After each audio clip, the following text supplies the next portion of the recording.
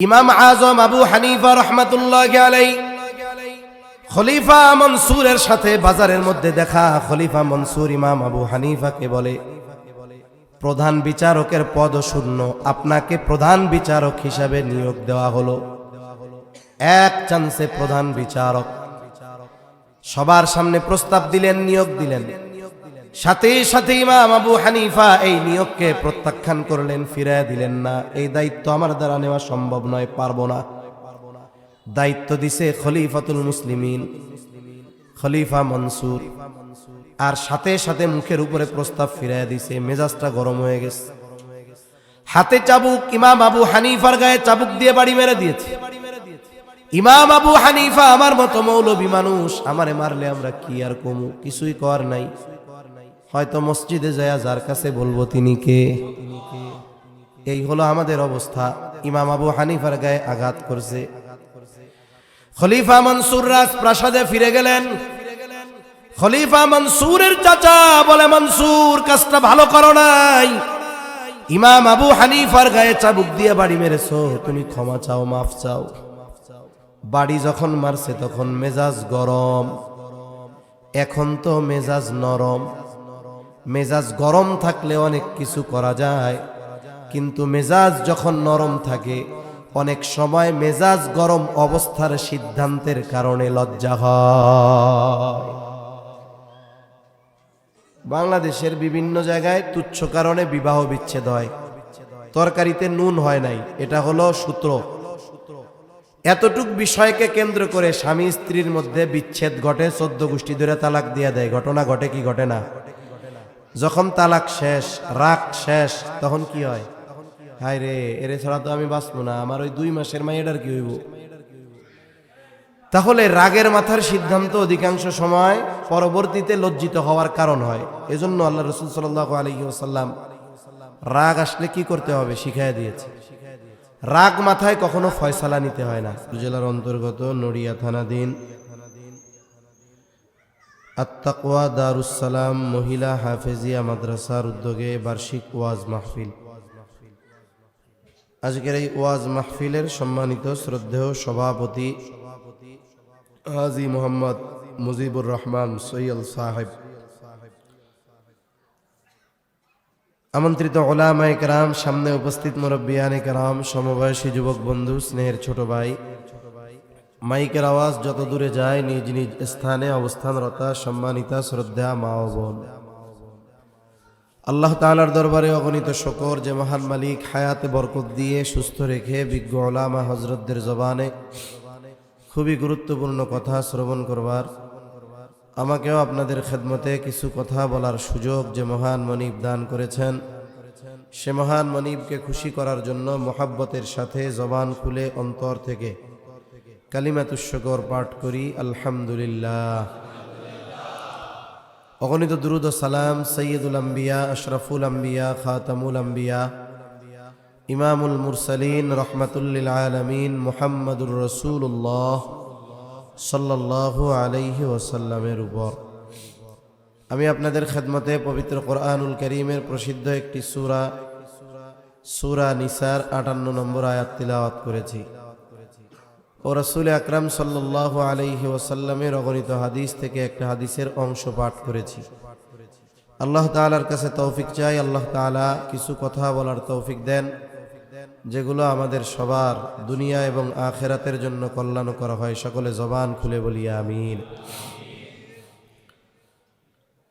আমি যে আয়াতখানা আপনাদের খেদমতে তিলাওয়াত করেছি, এই আয়াতের মধ্যে আল্লাহ তাআলা আমাদেরকে 2টি বিষয় অর্জনের নির্দেশ দিয়েছেন। কয়টা বিষয়? 2টা বিষয়। 1 নম্বর হলো আমানতদার হওয়ার নির্দেশ দিয়েছেন। 2 নম্বর হলো ইনসাফগার, ন্যায়পরায়ণ হওয়ার নির্দেশ দিয়েছেন। এই 2টা গুণ খুবই দামি গুণ। সাথে সাথে এই 2টা গুণকে আল্লাহ তাআলা সুন্দর গুণ বলেছেন। এই 2 গুণকে সুন্দর বলছে কে? আমি আপনি সুন্দর বলা আর আল্লাহ তাআলা সুন্দর বলা, এই 2টা কি এক হইতে পারে? আল্লাহ যেটারে সুন্দর বলছে এটা আসলেও সুন্দর। এজন্য এই দুই গুণের মানুষ, যে দুই গুণ অর্জন করে সে সুন্দর মানুষ, সৌভাগ্যবান মানুষ। আমরা অনেক সময় মনে করি যে চামড়ার সৌন্দর্য আসল সৌন্দর্য, আসলে তা না। আবু জেহেল, যার ব্যাপারে বলা হয় কুরাইশ বংশের আরবী মানুষ, নবীজির পরে আরবের মধ্যে অন্যতম সুন্দর চেহারার মানুষ ছিল আবু জেহেল। আবার ওই সময় মক্কায় আরেকজন মুসলমান ছিল, তার নাম হলো বেলাল। আমাদের পরিভাষায় একটা মানুষকে অসুন্দর লাগার জন্য যা দরকার, আমাদের পরিভাষায় সব আফ্রিকানদের আছে। যেমন কালো, তারপরে পা ছড়ানো, ঠোঁট মোটা, আকৃতিগত দিক দিয়ে একটু খাটো। এখন বলেন তো, আমাদের দৃষ্টিতে আবু জেহেল সুন্দর হওয়ার জন্য যা দরকার সব আছে, বেলালরে অসুন্দর লাগার জন্য যা দরকার সব আছে। আমাদের চোখ যা বলে বলুক না কেন, আসলে কি বেলাল অসুন্দর? বেলাল সুন্দর কার কাছে? আবু জেহেলরে দেখা ওই সময়ের মানুষ যতই জ্ঞানী আর সুন্দর বলুক না কেন, আসলে কি আবু জেহেল সুন্দর? আল্লাহর কাছে সবচাইতে নিকৃষ্ট মানুষগুলোর মধ্যে একটা। তাহলে বেলাল সুন্দর হইল কেন? বলে গুণের কারণে। গুণটা কি? বলে ইমান। আমরা কি ইমানের আলোচনা করছে না? ইমানের কারণে ওই কালো ইউথিপিয়ান আফ্রিকান বেলালের দাম এত, নবীজি মেরাজে গিয়া জান্নাতের মধ্যে বেলালের পায়ের আওয়াজ শুনতে পায়। সুবহানাল্লাহ। তাহলে মূলত মানুষ সুন্দর হয় গুণের কারণে। এই দুই গুণ যেই মানুষ অর্জন করতে পারবে, তার চামড়া কালো হলেও সে সুন্দর, সে ভালো, সে উত্তম। যার মধ্যে এই ধরনের ভালো গুণ নাই, ওর বংশ ভালো হোক, দেখতে একেবারে সুন্দর চেহারার হোক, উচ্চ শিক্ষিত হোক, ওকে দুনিয়ার মানুষ যা বলে বলুক, বাস্তবে ওর মধ্যে ভালো গুণ না থাকার কারণে সে অসুন্দর। ঠিক কিনা বলেন? তাইলে আমরা কি আল্লাহর পরিভাষায় সুন্দর মানুষ হইতে চাই? কারা চাই? হাত উঁচা করি। নারায়ে তাকবীর, নারায়ে তাকবীর। মাশাআল্লাহ, হাত নামাই। দুইটা গুণ সম্পর্কে আমরা জানব। আয়াতের শুরুতে, আলোচনার শুরুতে আয়াত নাজিল হওয়ার কারণ, শানে নুজুলটা বলি। কয়েকটা শানে নুজুল আছে, একটা বললে পরবর্তী কথাগুলো আমাদের জন্য বোঝা সহজ হবে। নবীজি সাল্লাল্লাহু আলাইহি ওয়াসাল্লাম মক্কা থেকে মদিনায় হিজরত করার আগে মক্কায় মুসলমানদের অবস্থা খুব কঠিন ছিল। এমনিই তো জাহেলিয়াতের সময় পরিস্থিতি একরকম, যখন নবীজি তাওহীদের দাওয়াত দিয়েছেন পরিস্থিতি আরো থমথমে। অনেক মুসলমান জুলুম নির্যাতনের শিকার হয়ে আবিসিনিয়ায় হিজরত করেছেন, অনেকে বিভিন্ন জায়গায় দূরে চলে গেছেন। নবীজি সাল্লাল্লাহু আলাইহি ওয়াসাল্লাম আল্লাহর পক্ষ থেকে হিজরতের নির্দেশের অপেক্ষায় আছেন। ওই জাহেলিয়াতের সময়ও কিছু মানুষ, ওই জাহেলরা কিছু কাজকে খুব ভালো এবং বরকতময় কাজ মনে করত। সেই বরকতময় ভালো কাজগুলোর মধ্যে অন্যতম কাজ হলো হাজীদেরকে পানি পান করানো। হাজীদের কি পান করানো? এটা হলো কাদিয়ানি পানি।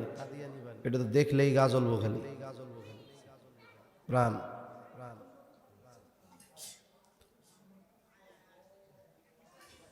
ওই সময় হাজীদের পানি পান করানো, হাজীদের খেদমত, এই কাজটা করত রাসূল আকরাম সাল্লাল্লাহু আলাইহি ওয়াসাল্লামের দাদা যখন বাইচা ছিলেন উনি করতেন, এরপরে ওনার সন্তানেরা করতেন।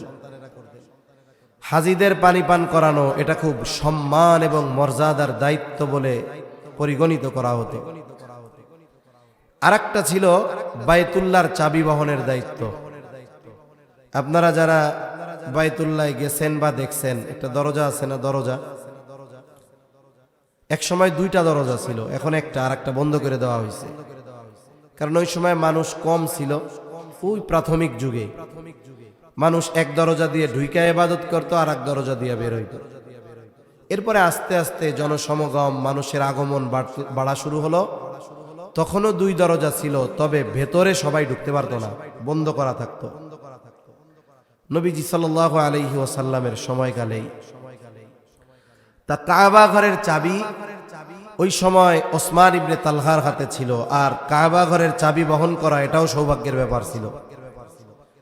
ওই সময় কাবা খুলে দেওয়া হতো 2 দিন, সোম বৃহস্পতিবার, কারণ ওই সময় তো আর মক্কায় 5 ওয়াক্ত নামাজ পড়ার সুযোগ নেই, বন্ধ থাকতো অধিকাংশ সময়। সোম বৃহস্পতিবার আমভাবে সবার জন্য খুলে দেওয়া হতো। এমনে যদি কেউ আলাদাভাবে ওই ঘরে ঢুইকা ইবাদত করতে চাইতো, ওসমান ইবনে তালহার কাছ থেকে চাবি নিয়ে দরজা খুলে ভেতরে ঢুকতো, ইবাদত করত, আবার চাবি দিয়ে দিত। তা নবীজি সাল্লাল্লাহু আলাইহি ওয়াসাল্লামের মন একদিন চাইলো যে আমি বাইতুল্লাহর ভেতরে ঢুইকা একটু নামাজ পড়ি, ইবাদত করি। কিছুদিন পর মক্কা থেকে মদিনার উদ্দেশ্যে চলে যেতে হবে, হিজরত করতে হবে, একটু ভিতরে যাই। কারণ নবীজি সাল্লাল্লাহু আলাইহি ওয়াসাল্লামের অন্তরে মক্কার প্রেম ছিল, বাইতুল্লাহর প্রেম ছিল। উনি যখন হিজরত করতেছেন মক্কা থেকে মদিনার দিকে, বারবার তিনি পেছনের দিকে তাকাচ্ছিলেন, চোখ দিয়ে পানি পড়তেছিল, আর আফসোসের সাথে বলতেছিলেন, আহারে মক্কা, তোমার বুকে আমার শৈশব, কৈশোর, যৌবনের বড় একটা অংশ পার হয়েছে। তোমার ঘরে আছে আল্লাহর ঘর, তোমার বুকে আছে আল্লাহর ঘর, তোমার বুকে বসবাসরত কিছু মানুষ, এরা যদি আমাকে না তাড়ায় দিত, আমি কোনোদিন তোমারে ছেড়ে যাইতাম না। নবীজির মনে মক্কা, বাইতুল্লাহর প্রেম ছিল, এবং বাইতুল্লাহর প্রেম এটা ঈমানের পরিচয় বহন করে। তা নবীজি সাল্লাল্লাহু আলাইহি ওয়াসাল্লাম ওসমান ইবনে তালহার হাতে চাবি, বললেন, চাবিটা একটু দাও, আমি একটু বাইতুল্লাহ ঢুইকা ইবাদত করি। ওসমান ইবনে তালহা তখন কাফের, ঈমান আনছে হুদায়বিয়ার সন্ধির পরে। মক্কায় মুসলমানদের অবস্থা কি? কোনো মতে প্রাণে বাইচা আছে এমন অবস্থা। মক্কায় মুসলমান যারা ছিল সবাইকে অন্যান্য অমুসলিমেরা তিরস্কার করত, দুর্বল মনে করত, যা মন চায় তাই বলতো। নবীজি চাবি চাইছে, ওসমান ইবনে তালহা চাবি দিল না, উল্টা নবীজিকে আরো বেশি কথা বলল। নবীজি সাল্লাল্লাহু আলাইহি ওয়াসাল্লাম তখন ওসমান ইবনে তালহাকে বললেন, ওসমান, আজকে আমি তোমার কাছে চাবি চাইলাম, তুমি চাবি দিলা না, কিন্তু একদিন সময় আসবে, ওই দিন চাবি আমার হাতে থাকবে, এবং ওই চাবি ওই দিন আমি যাকে খুশি তাকে বহন করার দায়িত্ব দিব। মুসলমানদের পরিস্থিতি ওই সময় যেমন, এতে মনে হয় না কোনোদিন বাইতুল্লাহর চাবি নবীজির হাতে যেতে পারে। তবে চাবি একদিন আমার হাতে আসবে, এ কথা যিনি বলেছেন তিনি গোটা হায়াতে মিথ্যা কথা বহুদূর, অহেতুক একটা কথা বলেন নাই। মিথ্যা তো বহুদূর, বেহুদা একটা কথাও তিনি বলেন নাই। যখন এই কথা বলছে, ওসমান ইবনে তালহা পরবর্তীতে ঈমান আনার পরে বলতেছে যে তখন আমার মনে হয়েছে এই চাবি আমার হাতে আর বেশি দিন থাকবে না। এরপরেও তিনি বলতেছে, মুহাম্মদ, যদি কোনোদিন এমনটা হয়, যদিও এটা অসম্ভব, যদি কোনোদিন এমনটা হয়, তাহলে সেই দিন কুরাইশ বংশের আর সম্মান ইজ্জত কিচ্ছু থাকবে না, মাথা নিচু হয়ে যাবে। নবীজি বললেন, না, যেই দিন আমার হাতে চাবি আসবে সেই দিন আল্লাহ তাআলা কুরাইশ বংশের সম্মান মর্যাদা আরো বাড়ায়া দিবে। সুবহানাল্লাহ। নবীজি মক্কা থেকে মদিনায় গেছেন, এরপরে এক সময় মক্কা বিজয় হয়েছে। ওসমান ইবনে তালহার হাত থেকে নবীজি আলী রাদিয়াল্লাহু তাআলা আনহু চাবি কাইড়া নিছে, যদিও ঈমান আনছে, কিন্তু ওই যে আগে দিছিল না একটা, মনে আছে না, নিয়ে নিছে চাবি। নবীজি সাল্লাল্লাহু আলাইহি ওয়াসাল্লাম ভেতরে ঢুকছেন, মূর্তিগুলো সব ভাঙছেন, পরিষ্কার পরিচ্ছন্ন করেছেন, কাবার চত্বরে বসে আছেন। চাবিটা কারে দেওয়া যায়? ওসমান ইবনে তালহা যখন চাবি দেয় নাই তখন ছিল কাফের, এখন উনি কাফের না মুমিন? মুমিন। আব্বাস রাদিয়াল্লাহু তাআলা আনহু বলে, ইয়া রাসূলুল্লাহ, যেহেতু পানি পান করানোর দায়িত্ব আমাদের, চাবির দায়িত্ব আমাদের কাছে থাক। ওসমান ইবনে তালহা তো ইমানদার, যদি কাফের হইতো তাইলে হয়তো এক সিদ্ধান্ত হয়েই যাইতো ওই জায়গায়। কিন্তু কেউ যদি কাফের অবস্থায় কোনো অন্যায় করে, বলেন তো ঈমান আনার পর আল্লাহ তাআলা ওই কাফের অবস্থার সব মাফ করে দেয় কি দেয় না? আল্লাহ তাআলা মূলত এই জায়গায় আমার আপনার নবীজির ক্ষমা, মহানুভবতাকে আরো ফুটিয়ে তোলার ইচ্ছা করলেন। এজন্য আল্লাহ তাআলা নির্দেশ দিলেন, হাবিব, এই চাবি বহন করা এটা তো একটা দায়িত্ব, এটা একটা আমানত। তা আপনি এক কাজ করেন, এই দায়িত্ব পুনরায় আগে যার হাতে ছিল তার হাতে ফিরায় দেন, সে হকদার, তার কাছে ফিরায় দেন। এতে দুইটা বিষয়, একটা হলো ঈমান আনছে, এখন অতীতের বিষয়টা নিয়ে টানাটানি করা যাবে না। হয়তো কিছু মানুষ বলতে পারতো, দেখছো চাবিটা এত বছর ছিল, এখন ওই যে আগে ঢুকতে দেয় নাই, এই জন্য চাবিটা আর দিল না। এরকম অনেকে আছে না, প্রতিশোধ পরায়ণ মনে করবে। যে চাবি দিয়ে ঢুকতে দেয় নাই, বলে তার হাতেই আবার ওই চাবি ফিরিয়ে দেওয়া, এটা উদার দিল, বড় এক মন না হলে এটা সম্ভব নয়। এত বড় গুরুত্বপূর্ণ মর্যাদার দায়িত্ব। মূলত আল্লাহ তাআলা এই ঘটনাকে কেন্দ্র করে আয়াতটা নাজিল করছেন, আর এই আয়াতে ওই চাবি বহনের দায়িত্বটাকে আমানত বলে আল্লাহ অভিহিত করছেন। এবার আসেন আমরা আয়াতে আল্লাহ কি বলছে একটু শুনি। আল্লাহ তাআলা বলেন, ইন্নাল্লাহা ইয়া'মুরুকুম আন তু'আদ্দুল আমানাতি ইলা আহলিহা ওয়া ইযা হাকামতুম বাইনান নাসি আন তাহকুমু বিল আদল। আল্লাহ তাআলা বলেন, নিশ্চয়ই আল্লাহ তোমাদেরকে আদেশ দিচ্ছেন যে তোমরা আমানত তার হকদারের কাছে ফিরায়া দাও। যদিও চাবির দায়িত্ব, এই বিষয়টাকে কেন্দ্র করে আল্লাহ তাআলা আয়াত নাজিল করেছেন আর দায়িত্বটাকে আমানত বলে অভিহিত করেছেন, কিন্তু মুফাসসিরিনে কেরাম বলেন, যেহেতু শব্দটা এখানে আমভাবে আমানত, তার মানে আল্লাহ তাআলার নির্দেশ হলো তোমরা আমানতদার হও, আমানতদার হও, আমানত হকদারের কাছে পৌঁছাও, তোমরা আমানতদার হও। এটা হলো মূল উদ্দেশ্য। কেন আমানতদার হওয়া? এটা হলো মুমিনের ঈমানের অন্যতম পরিচয় বহন করে। আর যেই ব্যক্তি আমানতদার নয়, তো পরিপূর্ণ ঈমানদার হতে পারে না। আমরা যদি ঈমানদার হতে চাই, আমাদেরকে আমানতদার হতে হবে। কিছু গুণ আছে, যেই গুণগুলো মানুষের ব্যক্তিত্ব আর আমলের সাথে সম্পৃক্ত। ওই গুণ যদি তার মধ্যে না থাকে, তার ঈমানই ক্ষতি হবে না। এরকম কিছু গুণ আছে। আর কিছু গুণ আছে বলে এটা শুধু মানুষের ব্যক্তিত্ব বাড়ায় না, বলে বরং এটা ঈমানকে পরিপূর্ণ করে। আমানতদারিতা হলো এমন এক গুণ, এটার সম্পৃক্ততা ঈমানের সাথে। কিসের সাথে? জোরে বলেন, ঈমানের সাথে। এজন্য রাসূলুল্লাহ সাল্লাল্লাহু আলাইহি ওয়াসাল্লাম জানায় দেন, লা ঈমানা লিমান লা আমানাতা লাহ, যার মধ্যে আমানতদারিতা নাই তার ঈমান নাই। আমানতদারিতা তথা আমানতের হেফাজত করা এটা মুমিনের ভূষণ, আর আমানতের খেয়ানত করা এটা হলো মুনাফিকের আলামত। মুনাফিক চিনেন আপনারা? কারা মুনাফিক? মুখে একটা, মনে আর একটা। এখন এগুলোর আলামত কি? নবীজি সাল্লাল্লাহু আলাইহি ওয়াসাল্লাম মুনাফিকের আলামত জানায় দিয়েছেন। আমাদের সবার কম বেশি জানা, এরপরেও আবার একটু রিহার্সেল করি। এক নাম্বার মুনাফিকের আলামত, ইদা হাদ্দাসা কাযাবা, মুনাফিক যখন কথা বলে মিথ্যা কথা বলে।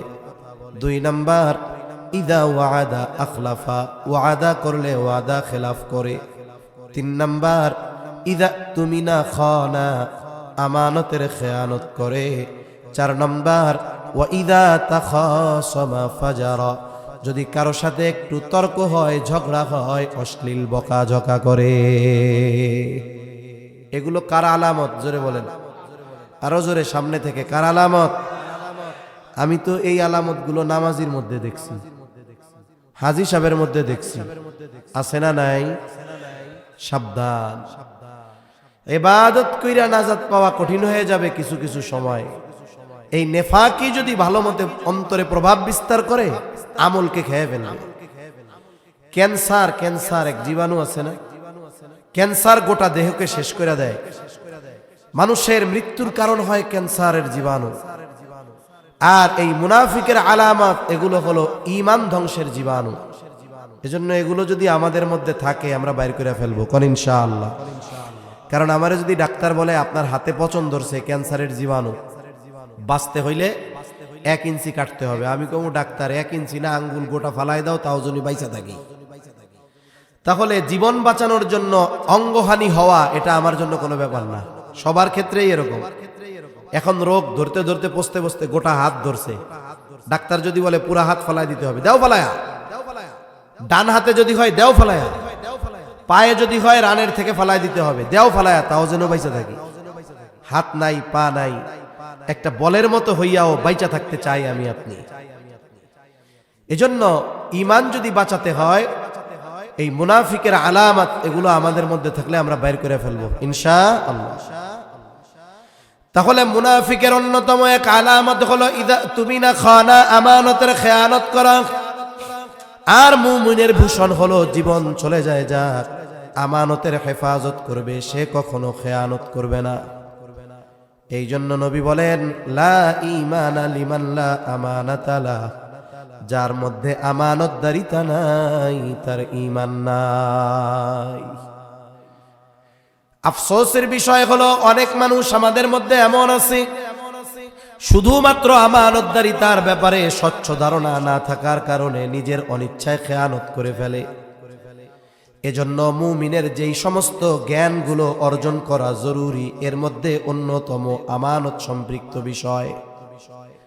আমানত কোন কোন জায়গায় হয়, কোন কোন ক্ষেত্রে আমানতদার হতে হয়, আমাদের অধিকাংশের এই ধারণা নাই। কয়েকটা বিষয় আমরা জানবো, শুধু জানবো আর শুনবো এমনটা নয়, আমাদের বাস্তব জীবনে আমলে পরিণত করব ইনশাআল্লাহ। 1 নাম্বার আমানতদারিতা অর্জন করব লেনদেন আদান প্রদানের মধ্যে। কেউ যদি আমার কাছে কোনো আমানত রাখে, কারো হক যদি আমার কাছে থাকে, এটা শুধু আমানত না, জামানত হতে পারে, ওয়ারিসি সম্পদ হতে পারে।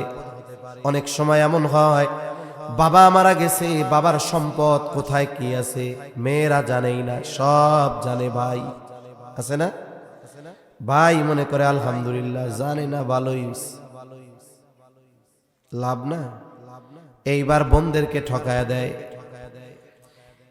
এক কথা, আমার আপনার কাছে যদি কারো হক থাকে, হকটা আমানত হোক, হকটা ঋণের হোক, হকটা জামানত হোক, হকটা ওয়ারিসি সম্পৃক্ত হোক, এক কথায় আমার আপনার কাছে যদি অন্য কোনো মানুষের কোনো হক থাকে, ওই হকদার যদি তার হকের কথা ভুলেও যায়, ওই হকদারের হক ফিরিয়ে দেওয়ার নির্দেশ আমাকে আপনাকে যিনি দিয়েছেন তিনি কে?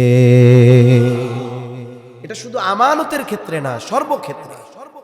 আচরণগত হকও যদি হয় মাপ চেয়ে নেওয়া উচিত। আমার আপনার নবীর আগে পরের সব আল্লাহ মাফ করে দিয়েছে, আমার আপনার নবী হলেন মাসুম। এটাই আহলে সুন্নাত ওয়াল জামাতের আকীদা। আজকে একটা ভিডিও একজন দিছে আমারে, দেখলাম আফসোস লাগে, এই সমস্ত মানুষগুলো টুপি মাথায় দিয়া মসজিদের মধ্যে গিয়া বয়ান দেয়, বলে আদম নবী থেকে শেষ নবী পর্যন্ত সব নবী ভুল করছে। কোন কথা হইল? ভুল করছে, কয় ভুল নাই কার? এ বিষয়গুলো আমাদের হিসাব থাকতে হবে, নবীদের শানে বুঝে শুনে কথা বলতে হবে। নবীজি সাল্লাল্লাহু আলাইহি ওয়াসাল্লাম দুনিয়া থেকে বিদায় নেওয়ার অল্প কয়েকদিন আগে মসজিদে নববীর মধ্যে সাহাবায়ে কেরামকে ডাকছেন। যে কথাগুলো নবীজি বলেছেন তার মধ্যে একটি কথা হলো যে তোমরা যদি আমার কাছে কেউ কোনো হক পাওনা থাকো চেয়ে নাও। আমি চাই না কেউ আমার কাছে কোনো হক পাওনা থাকবে আর এমত অবস্থায় আমি আল্লাহর সাথে মিলিত হব। চেয়ে নাও কেউ যদি কোনো হক আমার কাছে পেয়ে থাকো। তার মানে বান্দার হকের ব্যাপারে নবীজি কতটা সচেষ্ট, নবীজি কতটা সতর্ক করেছেন হকের ব্যাপারে।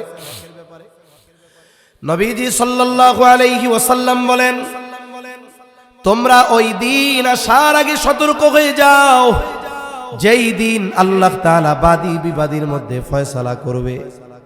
নবীজি সাল্লাল্লাহু আলাইহি ওয়াসাল্লাম বলেন, দুনিয়াতে কেউ যদি কথার মাধ্যমে কাউকে কষ্ট দিয়ে থাকে, আমরা শুধু মানুষের টাকা পয়সা ধন দৌলত দখল কইরাই কষ্ট দেই না, কথা দিয়াও কষ্ট দেই কি দেই না? যিনি আমার বড় মুরব্বী, ওনার আমার কাছে হক হইল সম্মান, ভালো আচরণ। এখন আমি যদি কথার দ্বারা কাউরে কষ্ট দেই, আল্লাহর নবী বলেন ওই দিন আসার আগে সতর্ক হও, যেই দিন আল্লাহ বাদী বিবাদীর মধ্যে ফয়সালা করবে। তোমরা যদি দুনিয়ায় অন্যায়ভাবে কাউকে কথার দ্বারাও একটা কষ্ট দিয়ে থাকো, তুমি ওই দিন আসার আগে মাফ চেয়ে নাও, কারণ এই অন্যায়ভাবে কথার দ্বারা হক নষ্ট করার ফয়সালাটাও কিয়ামতে যিনি দিবেন তিনি কে? এজন্য কথা বলতে সাবধান, বিশেষ করে সামনে নির্বাচনের সময় আসতেছে, তো লাগাম থাকবে না কথায় কারো, এগুলো বুঝতে হবে। আপনারা প্রতিদ্বন্দ্বিতা করবেন, যারা নির্বাচন করবে আর কি, আপনার বিপক্ষে যারা দাঁড়াবে, আপনার সাথে যারা প্রতিযোগিতা করবে, এরা কি অধিকাংশ কাফের? আমাদের দেশে অধিকাংশ মুসলমান না? আমরা মানুষের হৃদয় জয় করব ভালো আচরণ দিয়ে, সহনশীলতা দিয়ে, উত্তম আখলাক দিয়ে।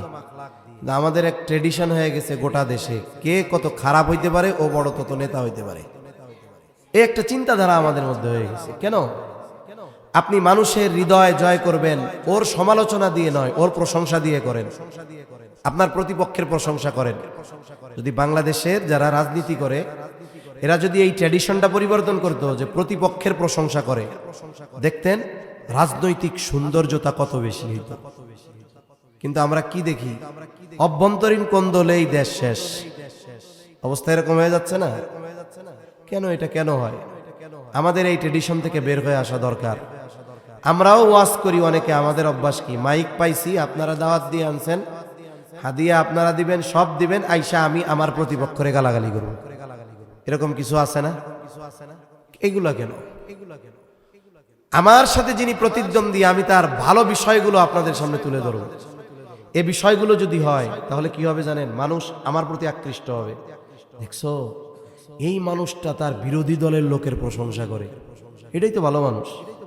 আপনি যদি কোন ট্যাঙ্ক কাইটা দিমু, রাস্তায় হুতায়া দিমু, রাস্তা বন্ধ করে দিমু, আহিজ ভোট লইতে, এটা কোন ধরনের ভাষা? আল্লাহ রাসূল সাল্লাল্লাহু আলাইহি ওয়াসাল্লাম বিশ্ব নেতা ছিলেন, তাই না? নবীজি সারা জীবনে এরকম কইছে ট্যাঙ্ক কাইটা দিমু? এজন্য আমাদের ট্র্যাডিশন পরিবর্তন দরকার, অভ্যাসের পরিবর্তন দরকার, ভাষাগত সৌন্দর্য দরকার, মানুষের প্রতি সহমর্মী সহনশীল হওয়া দরকার। কোন কথা থেকে গেলাম বলেন তো? কোন জায়গা থেকে এই কথাগুলো কইছি যে? হ্যাঁ, সুন্দর ব্যবহার। এর আগে জানি কি একটা কথা কইছি, অসুস্থ তো কথা ছুটে গেল জেন থেকে।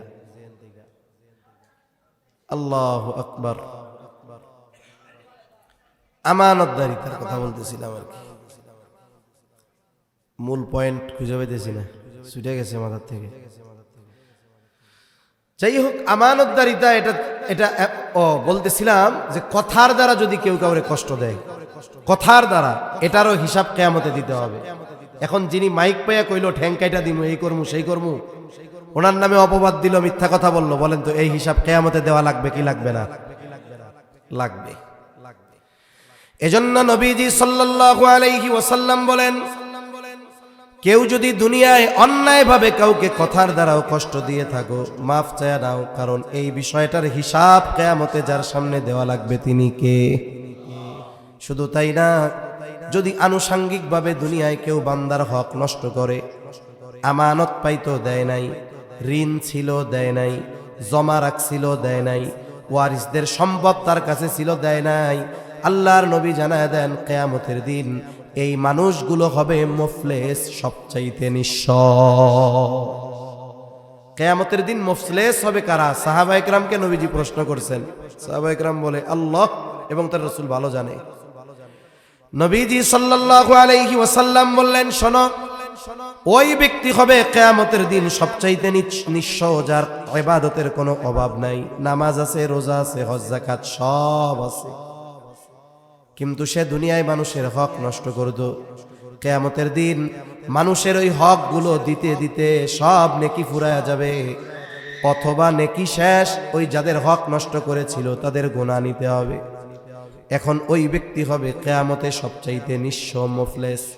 এজন্য জীবনটা এমনভাবে সাজাবো, মারা যাওয়ার পর কেউ যেন আমার আপনার দিকে আঙ্গুল তুলতে না পারে যে এই লোকটা আমার এই জমিটা দখল দিয়েছিল, এই লোকটা আমার এই টাকাগুলো আত্মসাৎ করেছিল, এই লোকটা আমার সাথে এরকম খারাপ আচরণ করেছিল।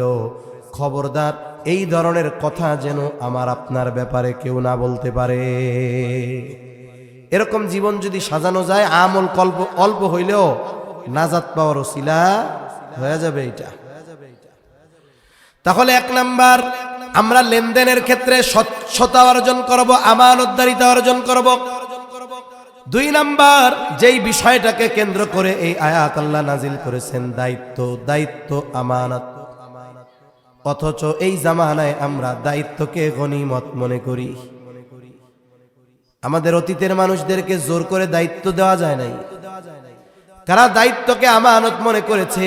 আর এখনকার জামানায় এমন, দায়িত্ব নেওয়ার জন্য মানুষ প্রতিযোগিতা করে। নাই তো আমাদের দেশে দায়িত্ব নেওয়ার প্রতিযোগিতা আছে না নাই? দায়িত্ব টাকা দিয়ে কিনে নেয়, আছে না নাই? দায়িত্ব ঘুষ দিয়ে কিনে নেয়, আছে না নাই? দায়িত্ব পাবার ক্ষেত্রে কেউ যদি পথের কাটা হয় তারে ক্লোজ করে দেয়, আমাদের দেশে আছে না নাই? দায়িত্ব পায় নাই, নিজ দলের লোকের মাথা ফাটায় গুলি করে, আছে না নাই? তাহলে চিন্তা করেন, এরা দায়িত্বকে কেন গনিমত মনে করে? মনে করার অন্যতম কারণ, এই দায়িত্ব যদি পাই আঙ্গুল ফুলে আমাদের কলা গাছ হয়ে যাবে। বুঝেন না?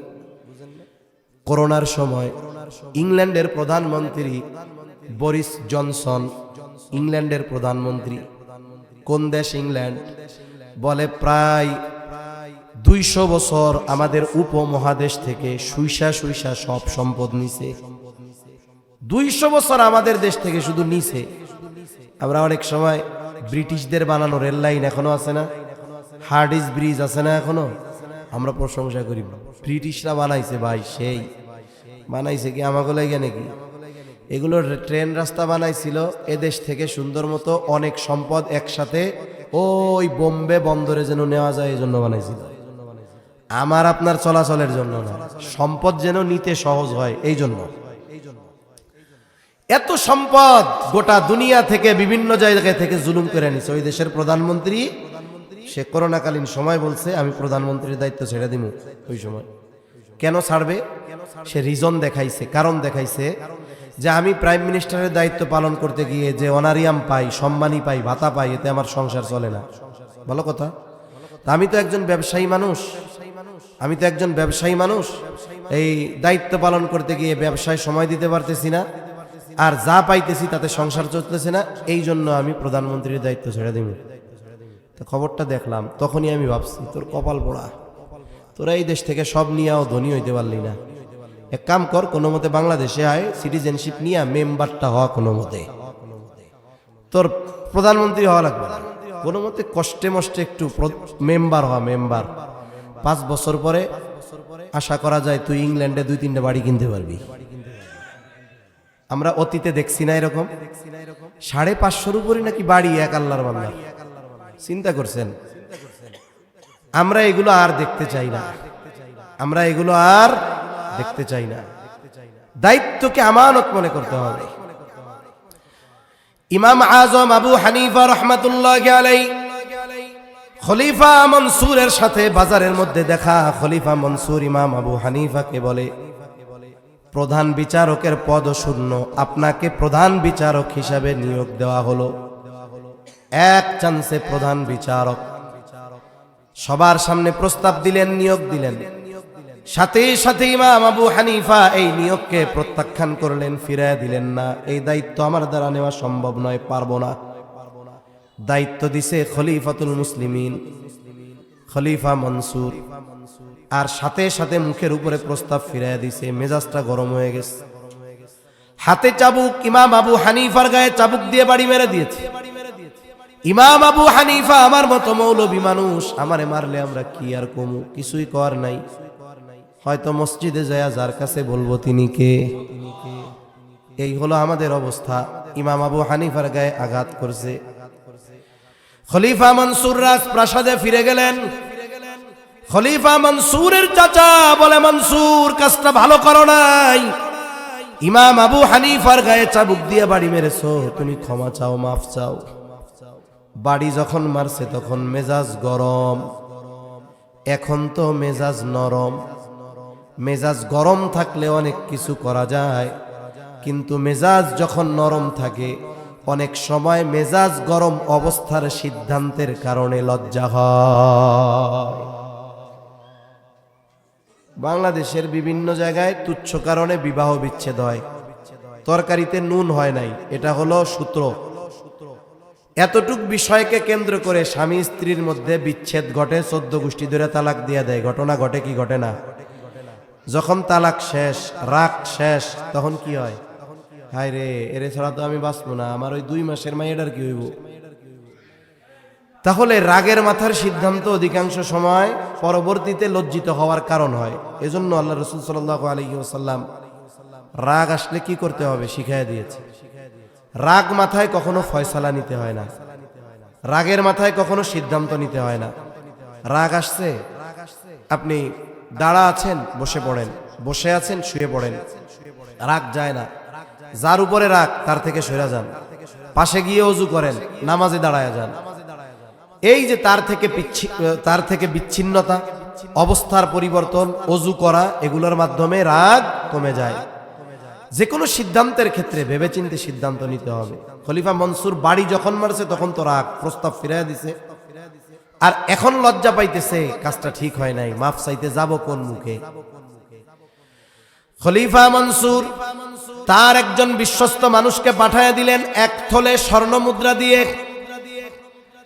লোকটাকে গিয়ে বললে, শোনো, তুমি গিয়ে বলবা ইমাম আবু হানিফার কাছে খলিফা তার কর্মের কারণে লজ্জিত, আপনার কাছে ক্ষমা চেয়েছে, আর এই 1 থলে স্বর্ণ মুদ্রা আপনার জন্য হাদিয়া দিস।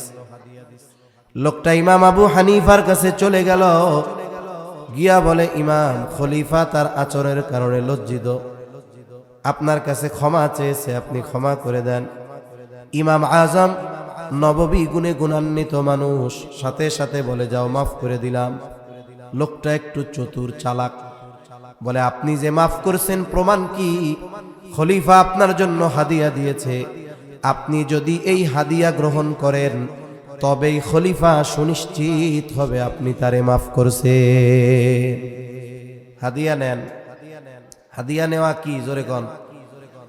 মানে একজন যদি আমারে চুরি করে আয়না হাদিয়া দেয়, আর আমি যদি জানি এটা চুরি করে আনছে, এই হাদিয়া নেওয়া? ইমাম আবু হানিফা রাহমাতুল্লাহি আলাইহি বলেন, এটা ফিরায় নিয়ে যাও। লোকটা বলে, না, রাখেন। ইমাম আবু হানিফা বলে, তোমার খলিফা যে আমারে হাদিয়া দিল, এটা কি তার সম্পদ? কোথায় পাইছে সে? বলে, এত স্বর্ণ মুদ্রা সে কোথায় পাবে?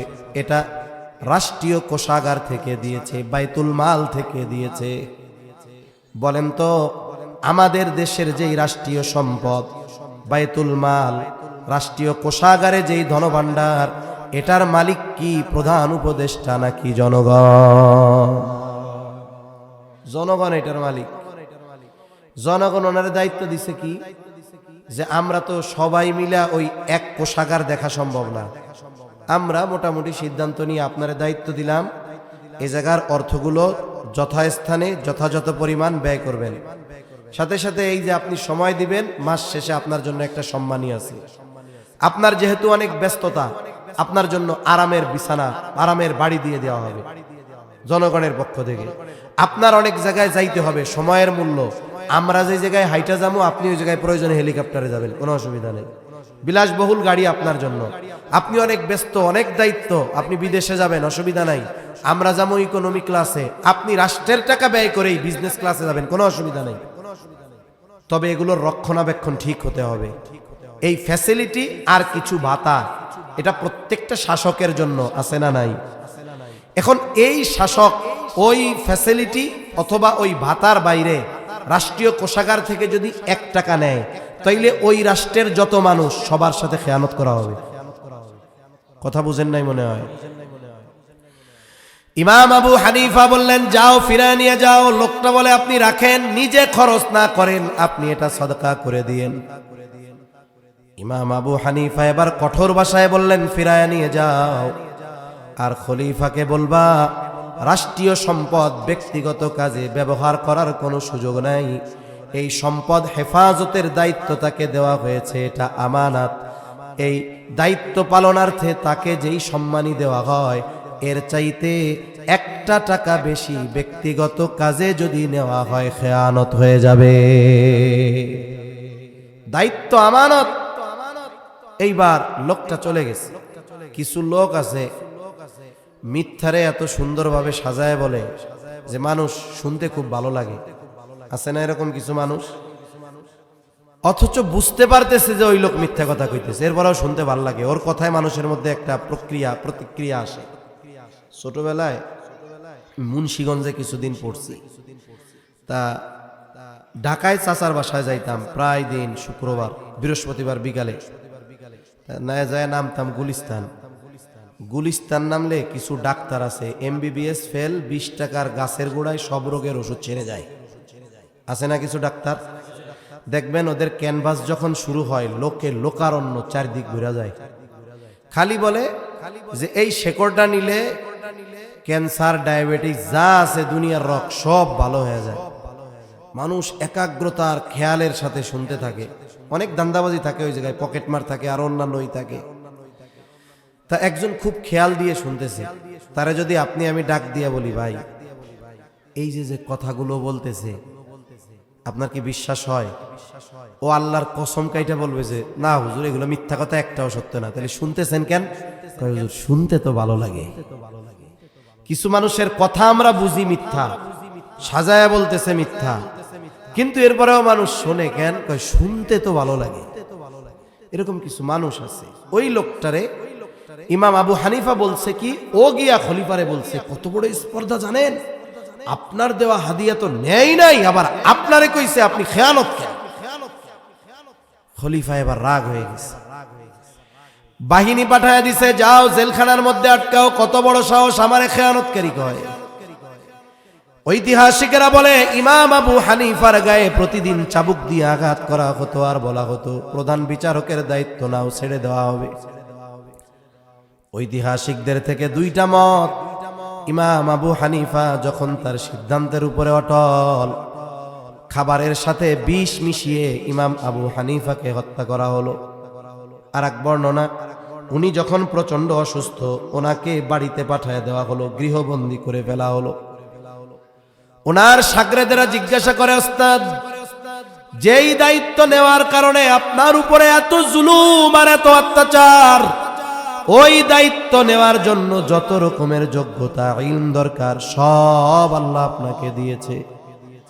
যদি ওই সময় প্রধান বিচারকের দায়িত্ব পালন করার মতো যোগ্য একজন মানুষ আসমানের নিচে আর জমিনের উপরে থাকতো, বলে ওই একজন মানুষ হতো ইমাম আজম আবু হানিফা রাহমাতুল্লাহি আলাইহি।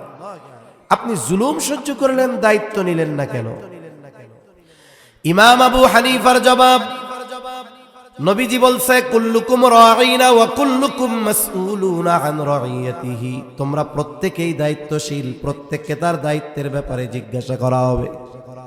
রাষ্ট্রপ্রধানকে তার রাষ্ট্রের দায়িত্বের ব্যাপারে জিজ্ঞাসা করা হবে, মেম্বারকে তার দায়িত্বের ব্যাপারে জিজ্ঞাসা করা হবে, চেয়ারম্যানকে দায়িত্বের ব্যাপারে জিজ্ঞাসা করা হবে, এমপিকে মন্ত্রীকে দায়িত্বের ব্যাপারে জিজ্ঞাসা করা হবে, পিতাকে তার সন্তানদের ব্যাপারে জিজ্ঞাসা করা হবে, স্বামীকে তার স্ত্রীর ব্যাপারে জিজ্ঞাসা করা হবে।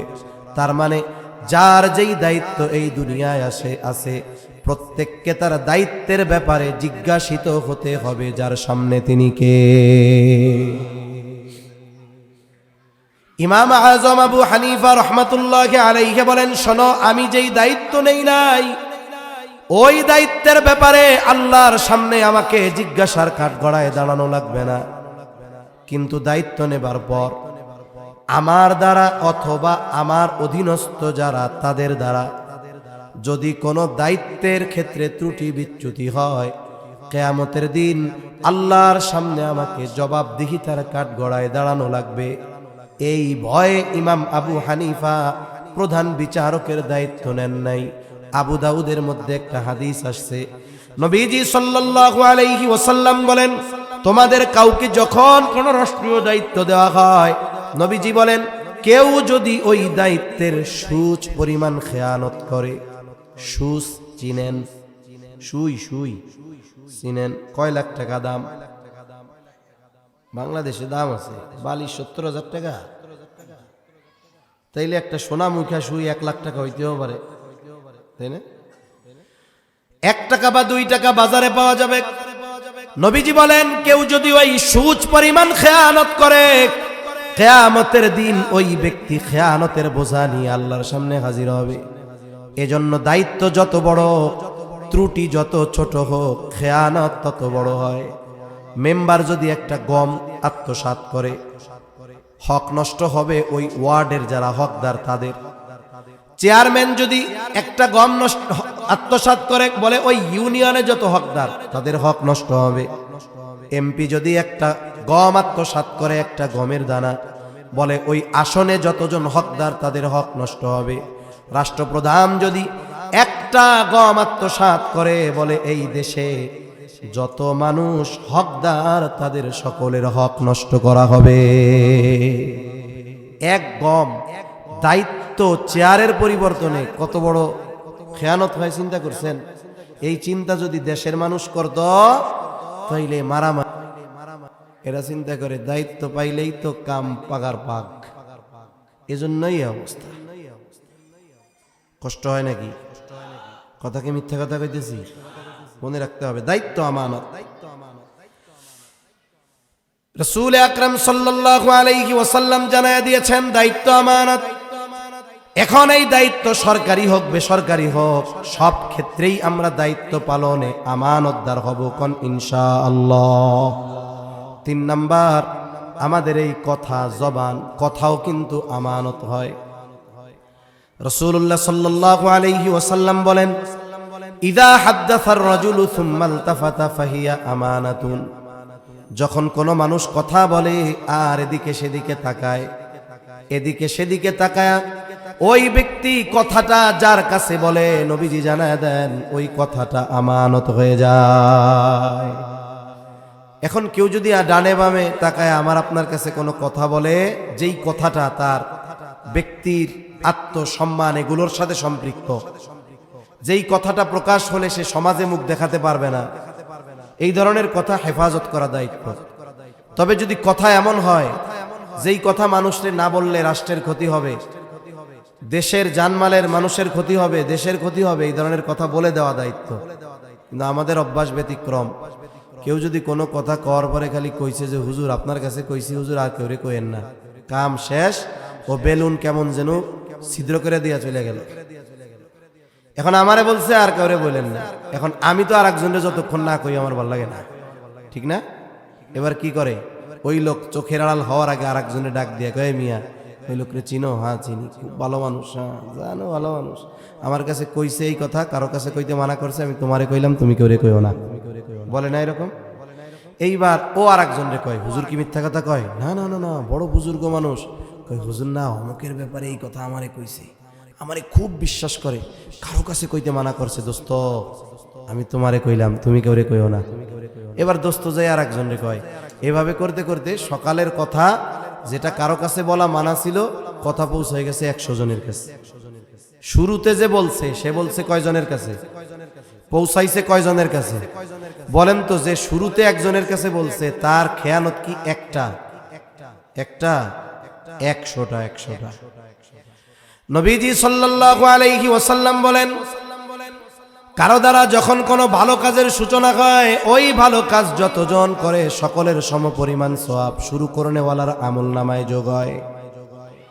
আবার যখন কারো দ্বারা কোনো মন্দ কাজের সূচনা হয়, ওই মন্দ কাজ যতজন করে সকলের সমপরিমাণ ওই সূচনাকারীর আমলনামায় যোগ হয়। নবীজি বলেন, এই পৃথিবীতে সর্বপ্রথম অন্যায়ভাবে হত্যাকাণ্ড আদম আলাইহিস সালামের এক সন্তানের দ্বারা সংগঠিত হয়েছে। এজন্য কিয়ামত পর্যন্ত অন্যায়ভাবে যত হত্যাকাণ্ড সংগঠিত হবে সব হত্যাকাণ্ডের সমপরিমাণ গুনাহ আদম আলাইহিস সালামের ওই প্রথম হত্যাকারী সন্তানের আমলনামায় যোগ হয়ে যাবে। এজন্য সাবধান, কথাও আমানত। আর বেশি লম্বা করব না, তিনটা বিষয় যদি আমরা হেফাজত করতে পারি, লেনদেনের ক্ষেত্রে, দায়িত্বের ক্ষেত্রে, কথার ক্ষেত্রে, আশা করা যায় বাকি যে বিষয়গুলোর ক্ষেত্রে আমানতদার হওয়া দরকার, এই তিনটার কারণে বাকিগুলো ইনশাআল্লাহ অর্জন হয়ে যাবে। তাহলে আল্লাহ তাআলা আমাদেরকে ওই আয়াতের মধ্যে নির্দেশ দিয়েছিলেন কয়টা? জোরে বলেন তো, আরো জোরে কয়টা? আরো জোরে কয়টা? দুইটা। এক নাম্বার আমানতদার হও, আমানতদার। দুই নাম্বার আদেশ, আল্লাহ তাআলা বলেন ওয়াইযা হাকামতুম বাইনান নাসি আন তাহকুমু বিল আদল। আল্লাহ তাআলা বলেন তোমরা যখন মানুষের মধ্যে বিচার আচার করবা, ন্যায় বিচার করবা। কইতে পারেন হুজুর আমরা আছি শরীয়তপুর নড়িয়া এক ভেতরে এক এলাকায়, আমরা কি জজ কোর্ট সুপ্রিম কোর্টের বিচারক হইতে যাবো? মানুষ জীবনের কোনো না কোনো সময় বিচারকের ভূমিকায় উত্তীর্ণ হওয়া লাগে। অনেক সময় পারিবারিকভাবে বিচারকের ভূমিকায় উত্তীর্ণ হতে হয়। দুই ছেলে দ্বন্দ্ব লাগছে, দুইজনের মধ্যে মীমাংসা করে দিবে বাপ, এই জায়গায় বিচারককে বাবা। এই সময় কি পক্ষপাতিত্ব করা যাবে? যে বলা এটা ইটালি থাকে একটু টিয়া পয়সা বেশি পাঠায়, ওর পক্ষ নিয়ে ওর একটু জিতায় দেই, এ কাম করা যাবে? অনেক সময় আমাদের অঞ্চলে গ্রাম্য সালিশ হয়। আমি গেলে, এলাকায় গেলে মুরব্বীদের সাথে মিশি। কিছু মুরব্বী আছে খুব ডেঞ্জারাস, নামাজ কালাম পড়ে। আমি আবার চিন্তা করি এটা জান্নাতে যাইব কেমনি? মাতব্বর কিছু আছে না এরকম, ওরে বাবা খুব বুজুর্গ মানুষ, কিসের করাত যেন আছে, দুই পাশ যাইতেও কাটে আইতেও কাটে। কিসের করাত কয়? শানের করাত, যাইতেও কাটে আইতেও কাটে। এনারা গ্রাম্য সালিশ করে। মনে করেন একজন বাদী বিবাদী, একজন হলো অপরাধী আর একজন হলো বিচার দিছে। এখন প্রথম যে বাদী তার কাছে গেছে, ও যে অপরাধ করছে কি আর করা যায়, 10 লাখ টাকা জরিমানা করে দিবনে, কি কস? তা শর্ত হইল 5 লাখ আমাগো দিবি, তাইলে 10 লাখ। ও চিন্তা করে মামলা করতে গেলে ঝামেলা, সাতার মাথা যদি 5 লাখ পাই এও তো ভালো, তাহলে আমাগো মাতুব্বর সাহেবরা 5 লাখ খসাইল ওই জায়গায়। এবার গেছে ওই অপরাধীর কাছে, টাকা পয়সাওয়ালা, তুমি যে কাম করছো ও যদি মামলা দেয় 50 লাখেও সালা ধরাইতে পারবা না। এক কাম করো, আমরা সিদ্ধান্ত দিয়ে টিয়া দেই 20 লাখ টাকা দিয়ে দিও। এখন এই মামলায় লেনদেন হয়েছে 20 লাখ, বুঝছেন নি? মাশাআল্লাহ আমাগো মাতুব্বর বিচারক চাচারা 75% খেয়ে ফেলছে। এরকম বুজুর্গ সমাজে আছে না নাই? এগুলোই চলে আমাদের গ্রাম্য বিচারে বেশিরভাগ ক্ষেত্রে। হায় হায়, তা এগুলো করে কারা? 3 মাথা এক জায়গায় জাগে তাদের, মানে এইভাবে বসে থাকবো, দাড়ি পাইকা গেছে। এরকম কিছু মানুষ তো আমি চিনি, নামাজ কালাম পড়ে। আরে বাবা, তা আমিও মনে মনে চিন্তা করি এ লোক জান্নাতে যাইব কেমনি? এজন্য খবরদার, বিচার যে জায়গায় হোক ন্যায় বিচার করতে হবে। কি বিচার? জোরে বলেন। ন্যায় বিচার। ন্যায় বিচার। আমাদের অবস্থা তো এরকম, আমরা ন্যায় বিচারও মানি না, করিও না। মানুষ যখন ন্যায় বিচার না মানে, ক্ষমতার প্রভাব দেখায়, তখন অবিচার শুরু হয় বেশি। অথচ অতীতের মানুষ, বড় বড় শাসকরা ন্যায় বিচার মেনে নিছে। এজন্য বিচারকরা কি শুরু করছে? গত বছর মনে হয় এক পত্রিকায় দেখলাম সুপ্রিম কোর্টের 5 জন বিচারকের পদোন্নতি হয়েছে। কেমনে? বলে অবিচার করার মাধ্যমে। বুঝেন নাই? ন্যায় বিচারের মাধ্যমে তাদের পদোন্নতি হয় নাই, অবিচার করছে। মনে করেন রাষ্ট্রপক্ষের যারা বিরোধী, রাষ্ট্রের যারা ক্ষমতায়, এদের মন মতো রায় দিছে, যদিও এটা জুলুম, এটা খুশি হইয়া ওদেরকে প্রমোশন দিয়ে দিছে। 5 জন বিচারক এরকম ওই পদোন্নতি পাইছে অবিচার করে। অথচ সোনালী যুগের মানুষ, এরা খলিফার বিপক্ষে রায় দিতেও এরা পিছপা হয় নাই। আবার খলিফাতুল মুসলিমিন ন্যায় বিচার মানার ক্ষেত্রে কোনো দ্বিধাদ্বন্দ্বের মধ্যে পড়ে না। হযরত ওমর রাদিয়াল্লাহু তাআলা আনহু ছোট্ট একটা দুইটা ঘটনা শোনায় কথা শেষ করে দেই। ঘটনাগুলো শুধু ঘটনা না, এগুলো আমাদের চিন্তার খোরাক বানানো দরকার, ভাবা দরকার। বিচার বিভাগ যদি ধ্বংস হয়ে যায়, আচ্ছা মনে করেন এক সময় জাতীয় সংসদের স্পিকার ছিল অ্যাডভোকেট আব্দুল হামিদ সাহেব, এরপরে আওয়ামী লীগের সময় প্রেসিডেন্ট ছিল। উনি পার্লামেন্টে যখন প্রচন্ড প্রতাপে আওয়ামী লীগের সামনে কথা বলার মতো কোনো দল নাই, ব্যক্তি নাই, ওই সময় উনি পার্লামেন্টে একটা কথা বলছেন, আপনারা যদি শুনে থাকেন বুঝবেন। এটা তো ভালো কথা যে মানুষ যদি বিচার বিভাগের উপরে আস্থা হারিয়ে ফেলে, দেয়ালে যদি পিঠ ঠেকে যায়, তাহলে কিন্তু তারা ওই যে যারা এই ধরনের কাজ করে তাদের বিরুদ্ধে রুখে দাঁড়াতে পিছপা হয় না। আর এই কারণে কিন্তু স্বৈর শাসকের পতন হয়ে যেতে পারে। এই ধরনের একটা কথা উনি বলছে। অবিচার জুলুমের মাত্রা বেড়ে গেল, এটা বাস্তব কথা। এটার নজির আমরা গত বছর দেখছি। এটা তো 4000 বছর আগে ফেরাউনের শিক্ষা না, নগদ শিক্ষা। এটা যদি আগামী যারা ক্ষমতায় আসবে তারা কাজে লাগায়, তাদের ক্ষমতা লংজিভিটি হবে, দীর্ঘদিন সুনামের সাথে থাকবে। নাহলে ওই যে আবার আর এক গ্রুপ তৈরি হয়ে যাবে তাদেরকে দেশ খেদানোর জন্য। যারাই করুক তাদের ওই পরিণতি হবে, টুডে অর টুমরো, মনে রাখতে হবে। নদীর স্রোত সবসময় একরকম থাকে না। খরস্রোতা পদ্মা নদী বর্ষার সময় যখন থাকে না তখন খালের মতো হয়ে যায়। বিশাল যমুনা আগ্রাসী বর্ষার সময় তছনছ করে ফেলে দুই পাশ, যান কিছু 2 মাস পরে শুধু মরুভূমির মতো বালু দেখবেন আর বালু। এজন্য সব কিছু সব সময় থাকে না, এটা চিন্তা করে সামনের পথ চলতে হয়। এটা যারা করতে পারে এদের নাম ইতিহাসে স্বর্ণের অক্ষরে লেখা থাকে, ঠিক কিনা বলেন? তা অবস্থা কি হয়েছে? খলিফাতুল মুসলিমিন বাজারে গেছে ঘোড়া কিনতে। বাজারে কি কিনতে গেছে? ঘোড়া কিনতে। 10-15 মিনিট, কষ্ট হবে না তো ইনশাআল্লাহ। ঘোড়া কিনতে গেছে। ঘোড়া কিনছে একজন অমুসলিম ইহুদির কাছ থেকে। বাজারের মধ্যে ঘোড়াটা দেখা টেখা নিয়া বাজারের বাইরে গিয়ে ঘোড়ায় উঠতে গেছে। উঠতে গিয়ে দেখে ঘোড়ার পায়ে সমস্যা। এখন উনি তো ঘোড়ারে বাহন বানাবে, ঘোড়ার যদি পায়েই সমস্যা হয় ওই ঘোড়া ওনার কোনো কাজে লাগবে? বেচা কেনার মধ্যে কিছু শর্ত আছে, বেচা কেনার মাসলা মাসাইলের মধ্যে কিছু শর্ত। যেমন মনে করেন বেচা কেনা যদি এই শর্তে হয় যে এটা আমি তোমার কাছ থেকে আজকে নিলাম, 10 দিনের মধ্যে যদি অসুবিধা হয় তাহলে ফেরত নিতে বাধ্য, এরকম আছে না? যেমন আমাদের ওয়ারেন্টি গ্যারান্টি। দোকানে পণ্য কিনতে গেলে চার্জার একটা 150 আর একটা 300, দোকানদার কয় 150 টাকারটা আমি ঢুকাইয়া চেক করে দিব, টাকা দিবেন, এরপরে যদি নষ্ট হয় ফেরত নেওয়ার সুযোগ নেই। আর 350 টাকার যেটা, এটা 6 মাস, শুধুমাত্র যদি ফুটায় না ফেলেন 6 মাসে যতবার আসবেন নষ্ট হইলে ফেরত। এটা হলো চুক্তি। আর স্বাভাবিকভাবে কিনা নিয়ে আসছি, কোনো চুক্তি নাই, এটা স্বাভাবিক বেচা কেনার মজলিস শেষ। এখন আর পণ্যর যদি ত্রুটি ধরা পড়ে তাহলে বিক্রেতা ফেরত নিতে বাধ্য না। হযরত ওমর রাদিয়াল্লাহু তাআলা আনহু বাজারের মধ্যে কেনা বেচা শেষ, টাকা পয়সা দিয়ে ঘোড়া নিয়ে বাইরে চলে আসছে বাজারের, মানে বেচা কেনার মজলিসে উনি নাই, চলে আসছে। ঘোড়ায় উঠতে গেছে, ঘোড়ায় সমস্যা, ফেরত নিয়ে গেছে। এই তুমি কি ঘোড়া দিছো, ফেরত নাও, এটা খারাপ ঘোড়া। ইহুদি কয় না, আমি তো ভালো ঘোড়া দিছি। খলিফাতুল মুসলিমিন বলেন না, এটা খারাপ ঘোড়া। আমাদের দেশে কিছু মানুষ আছে যারা বলে মুসলমান, ইসলাম, পৃথিবীতে যদি ইসলামী শাসন ব্যবস্থা কায়েম হয়, শরঈ শাসন ব্যবস্থা হয়, তাহলে অমুসলিমেরা দুনিয়ায় থাকবে না। ও ভাই, এই দুনিয়ার শাসক, মুসলিম শাসক যত পাওয়ারফুল হোক, ওমরের মতো হতে পারবে? এই ওমরের সাথে তর্ক করতেছে কে? একজন ইহুদি। আশেপাশে সামসা টামসা নাই, কোনো ধমক নাই, কোনো ফোর্স নাই। তার মানে কি বোঝা গেল?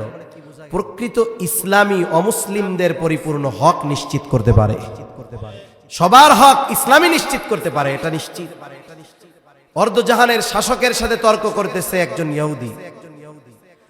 হযরত ওমর রাদিয়াল্লাহু তাআলা আনহু এক পর্যায়ে বলেন, তাহলে এক কাজ করো, তোমার আর আমার মধ্যে এই দ্বন্দ্ব নিরসনে তৃতীয় আর একজনকে ফয়সালাকারী হিসাবে সাব্যস্ত করো। মুসলমানদের মধ্যে ন্যায়পরায়ণতা, ন্যায় বিচার কেমন ছিল? ওই ইহুদি তার ধর্মের কাউকে বাছাই করে নাই, সে একজন মুসলমানকে বিচারক হিসাবে ওমর রাদিয়াল্লাহু তাআলা আনহুর কাছে প্রস্তাব দিল। তার নাম হলো শুরাই। খলিফাতুল মুসলিমিন শুরাই আমার আপনার মধ্যে ফয়সালা করবে, বলে হ্যাঁ করে দিবে। এবার বিচারক শুরাই, বিচারকের জন্য নবীজির নির্দেশ হলো যিনি বিচারক হবেন বাদী বিবাদী উভয়ের কথা সমগুরুত্ব দিয়ে শুনতে হবে। আমাদের দেশে অনেক সময় বিচারক বাদী যদি প্রভাবশালী হয় বিবাদীর কথা শুনে না, বিবাদী যদি প্রভাবশালী হয় বাদীরে কথা কইতেই দেয় না। এটা নয়, বরং উভয়ের কথা সমগুরুত্ব সহকারে শুনতে হবে এবং স্বচ্ছতা ও ন্যায়পরায়ণতার সাথে ফয়সালা দিতে হবে। বাদী বিবাদী উভয়ের কেউ যদি তার দুশমন হয় অথবা কোনো কারণে যদি তার প্রতি অথবা তার সম্প্রদায়ের প্রতি কোনো বিদ্বেষ থাকে, খবরদার এটার কারণে অবিচার করা যাবে না। কারণ আল্লাহ তাআলা বলেন, ওয়ালা ইয়াজরিমান্নাকুম শানাআনু কওমিন আলা আল্লা তা'দিলু ই'দিলু হুয়া আকরাবু লিত্তাকওয়া। কোন সম্প্রদায়ের প্রতি বিদ্বেষ বশত অবিচারে উদ্বুদ্ধ হওয়া যাবে না, বরং শত্রুও যদি বিচারের জন্য আসে ন্যায় বিচার করার আদেশ দিয়েছেন কে? আল্লাহ ন্যায় বিচারের আদেশ দিয়েছেন। বাদী বিবাদী উভয়ের কথা তিনি শুনলেন। এবার শুরাই খলিফাতুল মুসলিমিনকে বলে, খলিফাতুল মুসলিমিন আপনি কি চান? বলে আমি চাই সে ঘোড়াটা ফেরত নিবে। তাহলে আমার একটা কথার জবাব দেন, আপনি যখন তার থেকে টাকা পরিশোধ করে ঘোড়াটা বুঝে নিয়েছেন তখন কেমন ছিল? বলে হ্যাঁ ঠিক ছিল। ঘোড়ার সমস্যা ধরা পড়ছে কখন? বাজারের মধ্যে। কয় না, কোন সময়? বাজারের বাহিরে গিয়া। তাহলে যখন নিছেন ভালো, সমস্যা ধরা পড়ছে বাজারের বাহিরে গিয়া। খলিফাতুল মুসলিমিন ইহুদি ঘোড়া ফেরত নিতে বাধ্য, তবে আপনি যেমন ঘোড়া তার থেকে বুঝে নিয়েছেন তেমনটা ফেরত দিতে হবে। বলেন তো, রায় কি খলিফার পক্ষে না বিপক্ষে? অর্ধজাহানের শাসক ঠান্ডাড হয়ে গেছে, দাঁড়ায় গেছে চুপচাপ, কোনো কথা নাই। একটু পরেই বলতেছি, হ্যাঁ শুরাই এটাই ন্যায় বিচার। রায় বিপক্ষে গেছে, রাগ দেখায় নাই, ধমক দেয় নাই, বরং বলতেছে হ্যাঁ এটাই ন্যায় বিচার। এই যে শুরাই ঐতিহাসিক এক কাজী। এবার খলিফাতুল মুসলিমিন বলে, শুরাই কুফার প্রধান বিচারকের পদ শূন্য, আমি তোমাকে এখনই নিয়োগ দিয়ে দিলাম, আজকে থেকে তুমি কুফার প্রধান বিচারকের দায়িত্ব পালন করবা। বিচার করছে, রাষ্ট্রপ্রধানের বিপক্ষে রায় গেছে, প্রমোশন পাইয়া কুফার বিচারক হয়েছে। এই দুনিয়ায় এটা স্বপ্নে দেখাও সম্ভব না, পরিস্থিতি যা। এটা হলো অবস্থা। শাসকরা ন্যায় বিচার মেনে নিতে কুণ্ঠাবোধ করতেন না, যার কারণে বিচারকরা বুক চিতিয়ে ন্যায় বিচার করতেন। এজন্য আমাদের দেশে যখন কথা আসে যে বিচার বিভাগকে পৃথকীকরণ করা হবে, প্রশাসনকে পরিপূর্ণ স্বাধীনতা দিয়ে দেওয়া হবে, তখন দেখবেন আমাদের একদল নেতা এরকম করে, না না না, বুঝেন নাই? নাইলে কি পুলিশে দলীয়করণ করতে পারবে? পারবে না তো। বিচার বিভাগে বিচারক নিজেদের মন মতো নিয়োগ দিতে পারবে না তো। এজন্য আমাদের দেশের বিচার ব্যবস্থা নিয়ন্ত্রণের মধ্যে, বিচারকরা চাইলেই ন্যায় বিচার করতে পারে না, এজন্যই অবিচার করে প্রমোশন বাগায় নেয়। কি করবে আর? সর্বশেষ হাদিস থেকে একটা ঘটনা শোনায় আপনাদের, কথা শেষ। ন্যায় বিচারের সবচাইতে দৃষ্টান্ত উপমা আমাদের জন্য রেখে গিয়েছেন নবীজি সাল্লাল্লাহু আলাইহি ওয়াসাল্লাম। নবীজির দরবারে বিচার আসছে, চুরির বিচার, হাত কেটে দেওয়া হবে। এখন চুরির বিচার হবে। চোর যেই মহিলা, সে কুরাইশ বংশের মহিলা, মাখজুম গোত্রের। কুরাইশ বংশের তিনটা শাখা, একটা হলো হাশেমি, একটা উমাইয়া, আর একটা হলো মাখজুম। হাশেমি গোত্র হলো সবচাইতে সম্মানিত গোত্র। নবীজি সাল্লাল্লাহু আলাইহি ওয়াসাল্লাম হুজরার ভিতর, সাহাবায়ে কেরাম জানতে পারলেন এই মহিলা কুরাইশ বংশের মাখজুম গোত্রের মহিলা। গোত্র ভিন্ন হোক, বংশ তো কুরাইশ। এখন এই মহিলার চুরির কারণে যদি হাত কাটা হয়, মুনাফিকেরা বলা বলি করবে, দেখ নবীর বংশের মহিলা, এটা চোর। এই খাসলাত আমাদের সমাজেও আছে। আপনাদের এলাকায় বিভিন্ন বংশ আছে না, বংশ কি বংশ আছে? হ্যাঁ, কি কি আছে? দুইটা তিনটা কর না। হ্যাঁ, শেখ, খাকি, সৈয়দ, মন্ডল, এগুলা তো নাকি? মুন্সি আছে। আচ্ছা বলেন তো, মনে করেন আমরা সৈয়দ বংশ, আমাগোটাই কই, কার বংশেরটা কই আমরা বিপদে পড়বো, ঠিক আছে? সৈয়দ বংশের একটা ছেলে চুরি করছে। এই চুরি এটা কি সম্মিলিত অপরাধ না ব্যক্তিগত অপরাধ? এখন এই দায় কি গোটা গোত্রের না ওই ব্যক্তির? এখন ও ধরা পড়ছে চুরি করে, অপরাধ ওর। কিন্তু আমাদের অভ্যাস কি, পরের দিন সকালবেলায় সৈয়দ গোষ্ঠীর আর এক লোক গেলেই কেউ দেখ ওই যে চোরের গোষ্ঠীর লোক একটাই দেশ বলে, কি বলে না? অপরাধ ব্যক্তির। কেন আপনি পুরো গোত্রের উপরে চাপায় দিলেন? ইসলাম থাকলে তো শাস্তি দেওয়া হইতো। ওই সময় মুনাফিক ইহুদিরা এই কাজগুলো করত। ব্যক্তির দোষ এটা পুরা গোত্রের উপরে চাপায়া দিত, যদিও এই জায়গায় গোত্রের কোনো দোষ নাই, সমর্থন নাই, কিচ্ছু নাই, এ কাজ করত। ওই যে বলবে কুরাইশ বংশের মহিলা এটা চোর, আর নবীজির বংশ কি? কুরাইশ। সাহাবায়ে কেরাম নবীকে ভালোবাসতেন, নবীর গোত্র বংশকে ভালোবাসতেন। এই কথা তাদের দিলে সহ্য হবে না, এই জন্য চিন্তা করলেন এই মহিলার জন্য একটু শাস্তি লঘু করা যায় কিনা, একটু সুপারিশ করা যায় কিনা। হয়তো নবীজি জানেন না এই মহিলা কুরাইশ বংশের মহিলা, নবীর কাছে একটু খবর দেওয়া দরকার। কে নবীর কাছে এই বিষয়টা জানাবে? নবীজি তো ভিতরে। হযরত যায়েদ রাদিয়াল্লাহু তাআলা আনহুর ছেলে ছোট তখন, ওনার নাম হলো ওসামা। কয়েকজন শিখায়া দিছে, ওসামা তুমি যাও, তুমি গিয়ে তোমার নানার কাছে বলবা, নানা যেই মহিলা চুরি করছে হাত কাটা হবে, এটা কুরাইশ বংশের মহিলা। ছোট মানুষ একেবারে সোজাসুজি যা শিখায়া দিছে গিয়া তাই বলছে।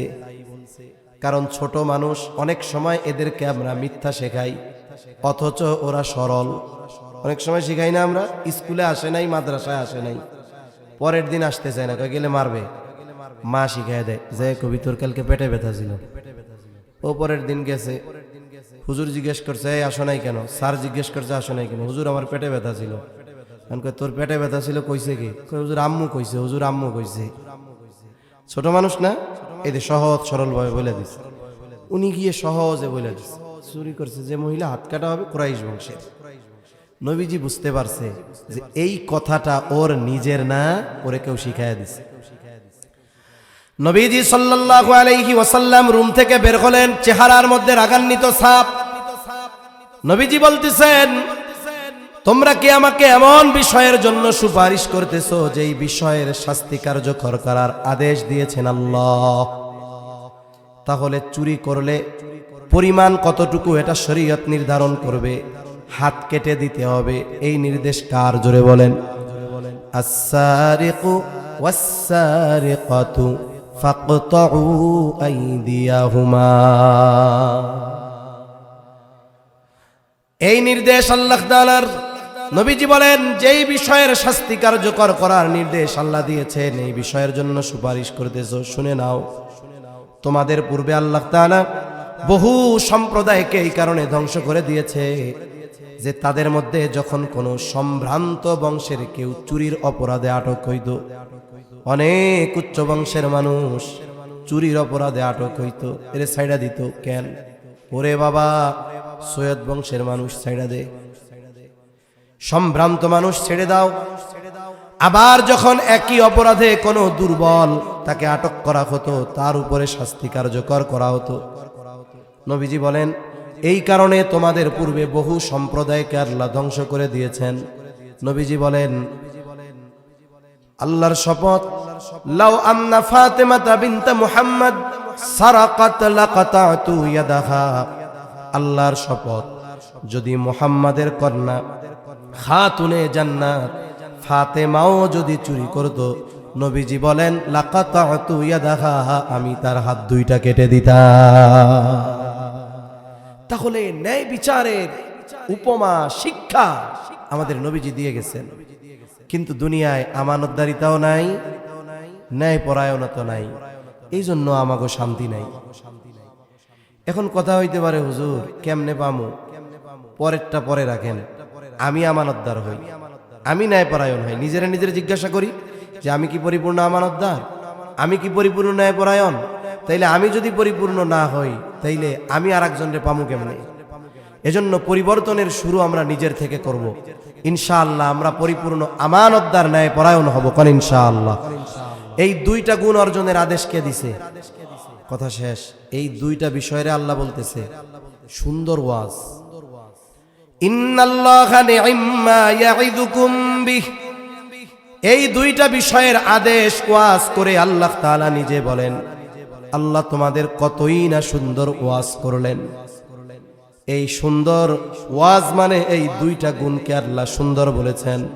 এই জন্য ইমাম শাফিঈ রাহমাতুল্লাহি আলাইহি বলেন, এই দুইটা গুণ যে অর্জন করে সে বাস্তবেই আসলে সুন্দর হয়ে যায়। এখন এই দুই গুণ অর্জন করে আমরা সুন্দর হব ইনশাআল্লাহ, হব তো ইনশাআল্লাহ। এখন ইনশাআল্লাহ কি নার বদলে কইলাম না ঠেকাই পড়ে কইলাম? সত্য সত্য ইনশাআল্লাহ কইছেন। আচ্ছা, এখন আল্লাহ এরপরে কি বলে? কেমন যেন আল্লাহ বলে, বান্দা এত সুন্দর দুইটা ওয়াজ করলাম তোমাদের, বলছি আমি হয়তো আমার ভাষা কিছু মিলাইয়া, কিন্তু মূল কথাটা কার? আল্লাহ বলতেছে কেমন যেন বান্দা এত সুন্দর দুইটা ওয়াজ করলাম, এখন এই দুই বিষয় নিয়ে এখন না কালকে কি সমালোচনা আলোচনা করবা, আমি আল্লাহ কিন্তু শুনবো। শুনবে কি শুনবে না? অনেক কথার সমালোচনা করবে মানুষ, কিন্তু আল্লাহ শুনবে না। এখন আমরা যদি ওই দুই গুণ অর্জন করি, করলেও আল্লাহ দেখবে, না করলেও দেখবে কি দেখবে না?